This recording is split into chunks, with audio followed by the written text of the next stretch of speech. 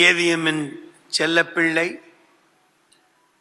நமது பாராளுமன்ற உறுப்பினர் திரு கமல்ஹாசன் அவர்களை அழைக்கிறேன்.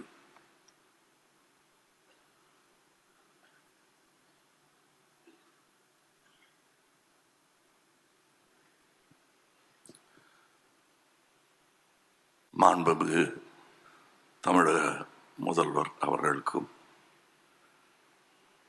இந்த பேணையை அலங்கரித்துக் கொண்டிருக்கும் சாதனையாளர்கள் அனைவருக்கும், ஏன்னா ஒவ்வொரு பேரை சொல்லிட்டு இருக்கலாம், பட் நான் பக்கத்தில் இருந்து முதல்வரின் கடியாரத்தையும் பார்த்து கொண்டிருக்கிறேன்.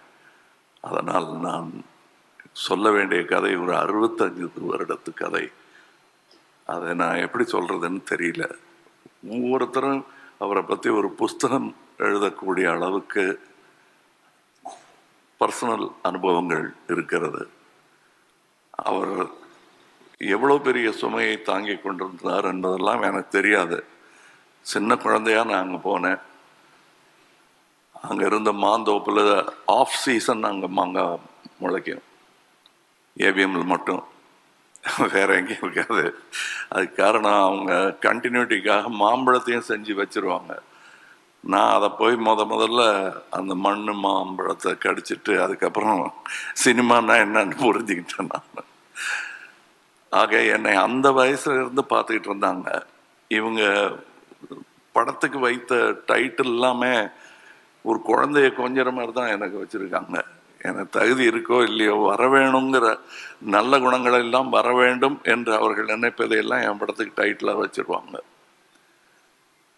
அது நீ பார்த்தீங்கன்னாலே தெரியும், எனக்கு கொஞ்சம் மாதிரி தான் இருக்கும். அவருக்கு எந்தெந்த விஷயங்கள் பொருந்துமோ அதெல்லாம் எனக்கும் பொருந்தும். அவரும் சகலகல்லா வல்லவர் தான். அதெல்லாம் தனக்கு இருக்கிற புகழையெல்லாம் அவர் அப்படி கொடுப்பார். அவர், நான் அவர்கிட்ட சின்ன வயசுல இருந்ததுனால கொஞ்சம் தைரியமா பேசுவேன். இப்போ சொன்னார் இல்லையா, வைரமுத்து சார் சொன்னார், இல்லை நீங்கள் யாருன்னு எனக்கு தெரியும், தெரிஞ்சிருந்தா கூட நான் போய் அவங்க கூட தைரியமா பேச முடியும். ஒரு முதலாளி அப்படிங்கிறது எனக்கு புரியறதுக்கே ரொம்ப நாள் ஆச்சு. அதுவும் சகலகலாவுக்கு பிறகு இப்படிலாம் அதிக பிரசங்கம் செய்யக்கூடாது என்பதை எப்படி களத்தூர் கண்ணமால எனக்கு டைலாக் சொல்லி கொடுத்தாங்களோ அந்த மாதிரி சொல்லி கொடுத்தவர் முத்துராம் சார் அவர்கள். இப்ப எனக்கு வாழ்நாள் சாதனையாளர் விருது ஒரு வர முடியல.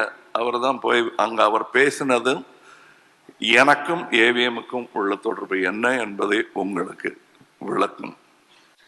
இந்த ஏவிஎம் குடும்பம் என்று சொல்லும் அவர்களுடன் ஒட்டிக்கொள்வதில் எனக்கு பெரிய பெருமை.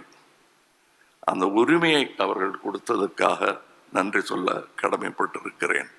இங்கு வந்திருப்பவர்கள் எல்லோருமே சம்பிரதாயத்திற்காக வரவில்லை என்பது எனக்கு தெரியும். அவர்கள் எல்லோருமே அன்பிற்காகவும் மரியாதைக்காகவும் வந்தவர்கள், மாண்புமிகு முதல்வர் உட்பட. இந்த வளாகம் நான் களத்தூர் கண்ணம்மால படிக்க ஆரம்பித்த போது ஏவிஎம் இன்ஸ்டிடியூஷனில் நான் படித்தேன் என்பதில் எனக்கு பெருமை. அது ஏதோ ஜோக்குன்னு நினச்சிட்டு இருக்காங்க, இல்லை மேடை அலங்காரத்துக்காக நான் சொல்லும் ஒரு விஷயம்னு. அப்படி அல்ல, அது மிக அல்ல. நாங்கள் படித்த விஷயங்கள் தான் எனக்கு இன்று வரை கை எடுத்து கொண்டிருக்கின்றன என்பது மிக இல்லாத ஒரு கூற்று. அதை வழிமொழிய எனக்கு மூத்தவர் எஸ்பிஎம் அவர்கள் இருக்கிறார்கள். அவர்கள் கற்றுக்கொண்டதெல்லாம் இந்த பள்ளியிலிருந்து தான். இந்த பள்ளி, இந்த இன்ஸ்டிடியூஷன்ல இருந்து வந்தவங்க எல்லாமே இன்ஸ்டிடியூஷனா மாறிட்ட அந்த அதிசயம் இந்த காம்பவுண்டில் நிகழ்ந்திருக்கிறது, இனியும் நிகழ வேண்டும் என்பதுதான் என்னுடைய ஆசை. இந்த பள்ளிக்கூடம்லாம் அப்ப கட்டலை.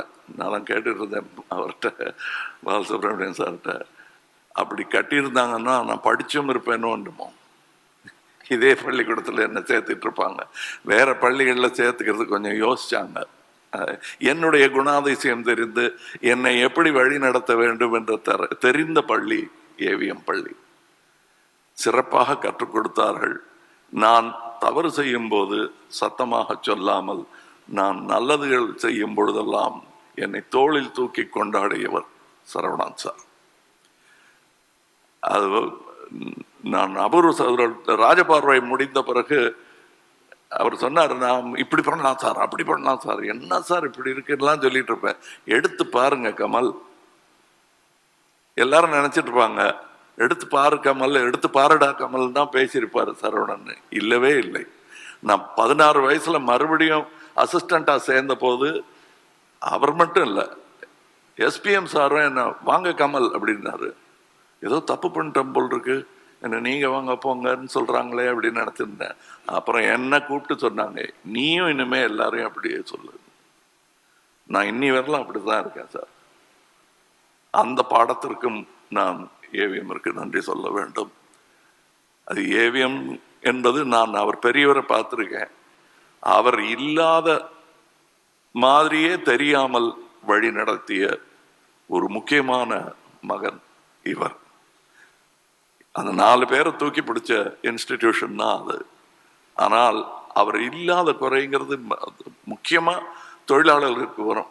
மந்தி மாதிரி இல்லைங்க அப்படின்னு அப்படி யாருமே சொல்லலை.